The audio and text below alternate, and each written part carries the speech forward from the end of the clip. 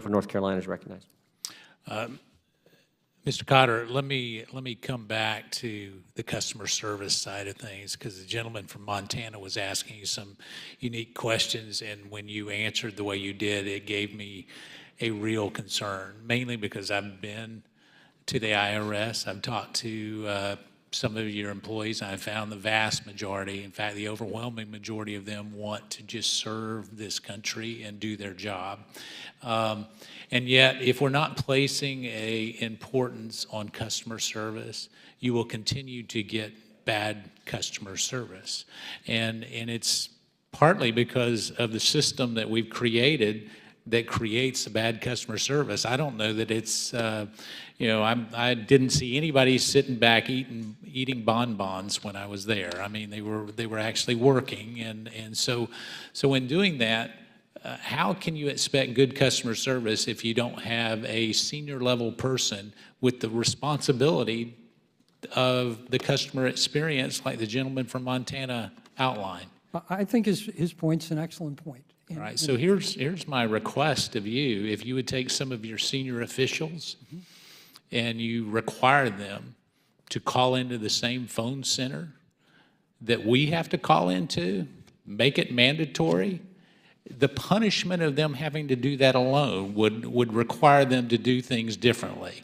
I promise you. Let me just tell you, you have no idea what it's like to call in and get the type of, I've also often said in the private sector, if CEOs would only go into their own phone system, they would change it immediately, because there are certain companies, and I won't name them in this public forum, that I don't do business with just because I can't get to anybody.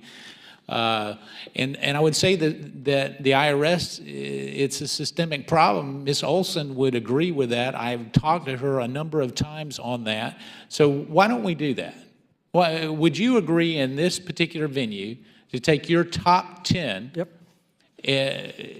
senior officials and make them call in at random and during random hours for the customer service experience, and then report back to Congress in 90 days on what they found? I will do that, Congressman. I will tell you, I was a tax practitioner for 40 years, and believe it or not, the telephone service today is remarkably better than it had been, which is not to say it's where it should be, and I think it has to start at the top. I think it has to start with a commissioner who emphasizes taxpayer service, and as I tried to emphasize in my oral statement, it's got to be infused in everything this agency does. All right, let me go to the issue that the gentleman from Ohio and Georgia has mentioned on the mandate and the enforcement. Do you enforce every single law that you have with the same priorities? I would hope so. I mean, I would hope that we implement everything within the Internal Revenue Code. Well, maybe since this is your first hearing, I will give you a swing and a miss on that particular answer.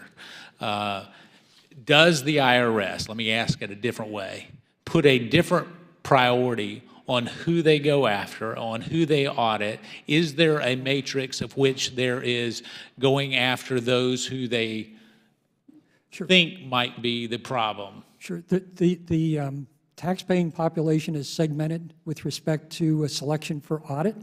So, for example, in the for individuals, the likelihood of being audited for someone who makes more than $1 million but you have a criteria, is my point. No, it is very detailed. So in your testimony a few minutes ago, what was really troubling is it sounded like you were going after the people that were honest with you and said we didn't provide it, and the other 23,000 you didn't.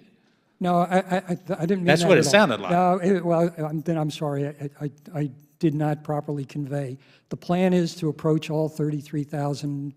But you went after the 10,000 that admitted that they were not providing it first, because they were the most honest with you. So you went after the first 10,000 that said, hey, by the way, we didn't provide it. We went after those who were clearly in violation of the law. But by their own admission. By their own admission. But that's my whole point. So the 23,000 that make it more difficult for you, they're getting a little bit of delayed action. Not much, but yes, sir, a little bit. Okay.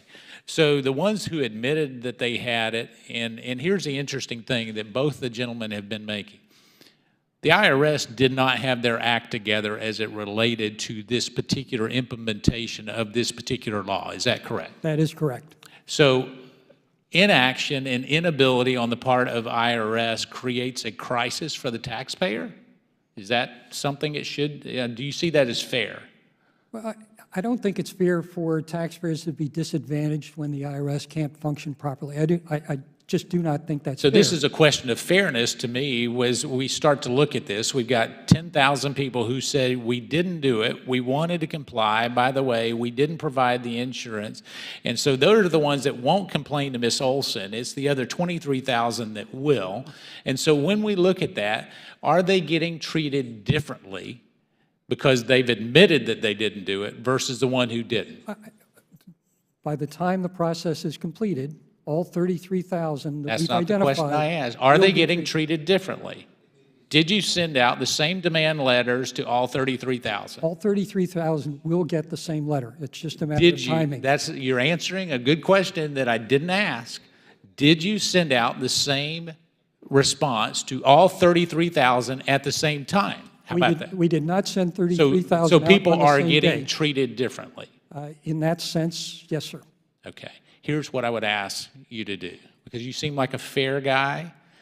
I would ask you to relook at this with some of your senior officials and work with the National Taxpayer Advocacy Group, with Ms. Olson's group, because here's what we're creating a situation that individual taxpayers are getting treated differently based on their response, but we're also creating a situation where ultimately, because of our inability to implement a law, that they are getting perhaps penalties that they wouldn't normally get because of our inability for 15 months, according to your sworn testimony, that we didn't have our act together.